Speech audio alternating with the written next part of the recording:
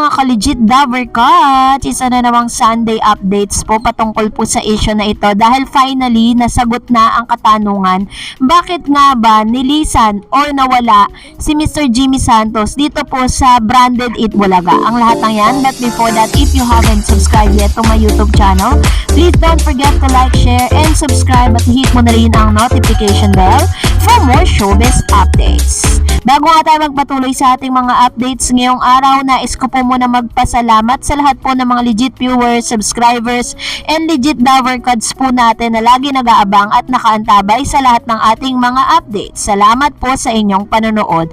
At ngayong araw nga bago tayo magsimula, eto na nga po no, after po ng birthday celebration ni Master Henyo Joey De Leon ay namataan nga natin na nagbabanding. Ito pong si Raisa May Dizon and Miss Atasha Mulak kasama po si Miss Miles Ocampo. Napakaganda pong tignan na yung mga new generation legit Dabber Cats po ay nagkakais at nagkakasundo Although, medyo malayo po ang agwat ng age nila kay Miles dahil medyo bata-bata pa tong si Miss Atasha at ganoon din naman si Miss Raisa May.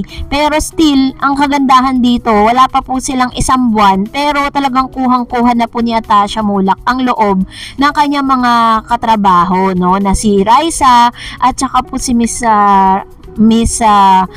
Miles Ocampo. So, isa rin po sa mga talaga namang very new para sa lahat na, di ba kung matatandaan ninyo, talagang si Miss Atasha po, very social, pero pero hindi po yung pagka-social niya yung maarte.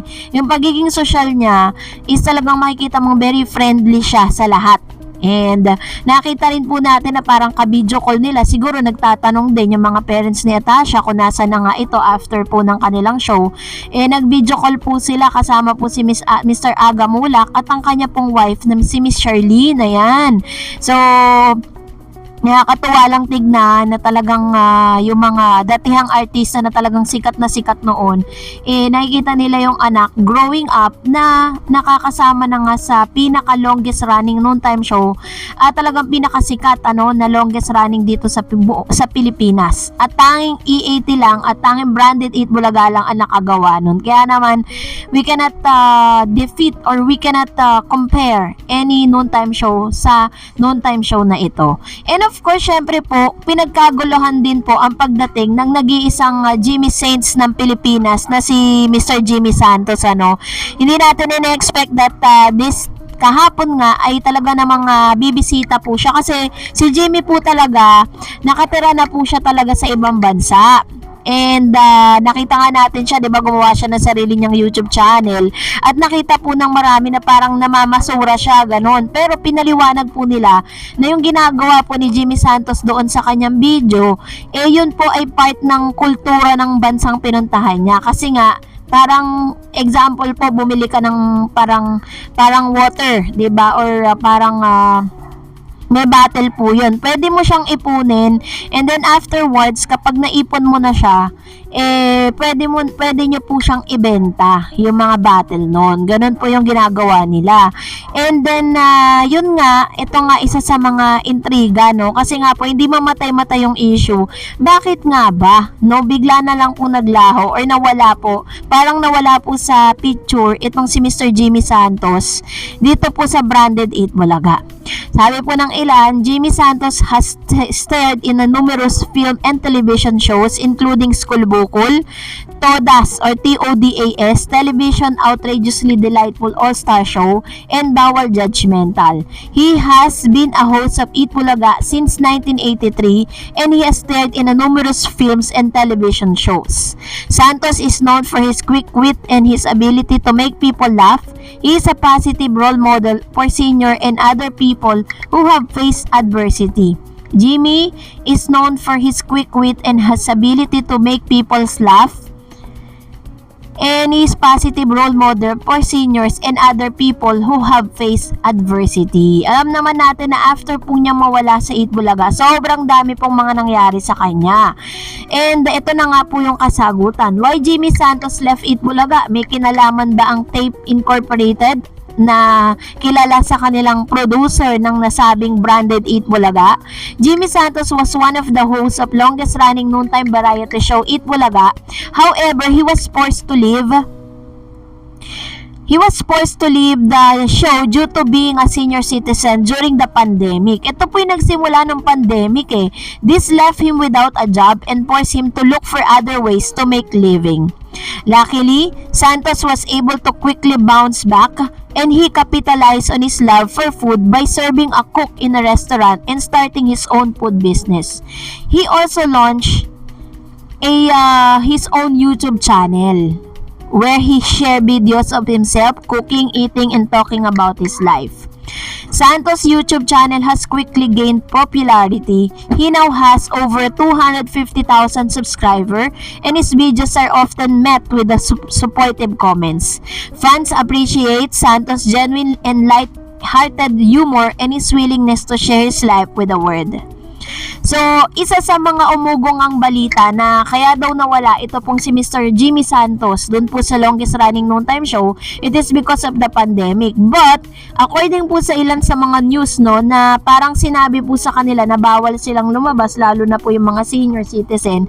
And then after po ng pandemic, wala na pong kumontak or wala na pong tumawag sa kanila. Kasi si Bossing noon, senior na rin po siya ng mga panahon na yon, kaya hindi siya naglalalabas. So, ang naging setup po noon is parang ano lang sila, parang nandun lang sila sa sa loob ng bahay nila habang sila ay nag-host ng EAT. So syempre mga boss yon, kaya hindi po sila maitanggal doon at isa na rin sila sa mga masasabi nating pioneer po sila dun sa show na yon. Kaya naman itong si Mr. Jimmy Santos hindi naman natin masasabing masama ang loob niya, no? Pero nakikita naman natin that he's happy for what's happening in his life right now. So, that's it for today. And para po at least makapag-react na rin tayo sa mga komento po ninyo patungkol sa last update natin, narito ang ilan sa mga comments po ninyo at magbabasa po tayo ng inyong mga komento. Unahin po natin ang komento mula kay Miss Pauline Angel. Sabi niya, grabe, worth talaga ang pananghalian nating mga legit Daver Cards. Bagamat para sa player sa Game 5, bumawi naman kay Papa Ethan, galante, mamigay ng $1. Pati check ni Mami Josie, kaya naman mukha ni Mami Josie galit, hahaha. Tawa ko ng tawa, tapos nauwi sa iyak dahil kay Jimmy Saints. Ewan ko ba? Kung iyak sa tuwa lang ba talaga, sobra na miss si Jimmy Saints ng lahat. Din trending talaga at higit sa lahat, umaapaw ang pamimigay ng 5,000 sa sugod bahay. Grabe talaga. At apaw pa ang sponsor. Sarap pagkain nila lechong baka. Buo, grabe, saya-saya. Alam niyo po, dito natin pinapakita talaga na ganun na po kasolid yung kanilang samahan no. Maghiwalay man sila, hindi man sila magkita ng maraming taon, but still pag nagkita sila, para silang kahapon lang ulit nagkita. Sabi ni Mr. na hindi nagkita, sabi ni Mr. Martin Cuenca, mabuhay ang 1979 original TBJ Eat Bulaga legit Daver Cards EAT TBJ TV5 for life.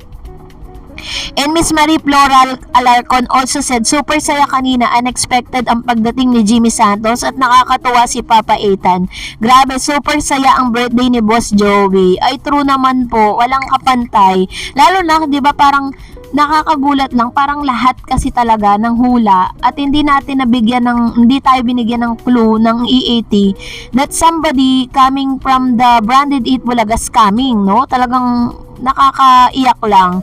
Sabi naman po ni Charles Justin, bumabalik na sa TBJ ang mga taong nagbigay ng buhay sa original EAT Bulaga. Ilang araw na lang ay magbabalik na, napakahalaga sa TBJ at magdiriwang ang buong bansa. True. Dahil talagang marami mang nagko-comment diyan sa comment section natin na parang nagda-doubt sila na mangyayari yun. Pero tayo mga legit Daver Cards sa TBJ Defender, we hope and pray na one day babalik na po ang title na Eat Bulaga. Sabi ni Miss Erlinda Montemayor, natatawa ako sa role ni Wally, Lola Belen at Papa Ethan. Ang hirap nun palit-palit ng costume. Ang saya, welcome back Jimmy Saints. Ayan. Sanay naman po si Wally pagdating sa mga change costume, 'di ba? Kasi nagagawa niya naman. At isa si Wally Bayola sa pinakamagaling na impersonator diyan po sa sa branded Eat Bulaga. Kaya no hindi natin pwedeng questionin yun, ano? So, salamat po sa inyong panonood. Huwag niyo pong kalimutan mag-like, mag-share, at mag-subscribe. At of course, i-follow niyo na rin ang aking Facebook page, DarEds TV. God bless everyone!